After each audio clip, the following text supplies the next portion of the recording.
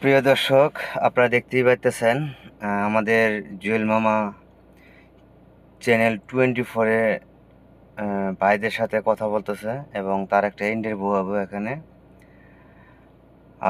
মূলত আসলে ওনারা কথা বলতেছে, আমার কাছে কোনো মাইক্রোফোন ছিল না, তার জন্য ওনাদের নয়েজগুলো নিতে পারিনি। তো কীভাবে যে ইন্টারভিউ নিয়ে দেখেন, আমার এই ভিডিওর সাথে থাকেন।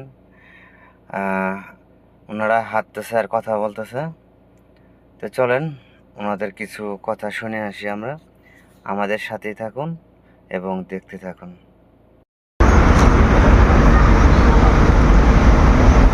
একটু দাঁড়ান।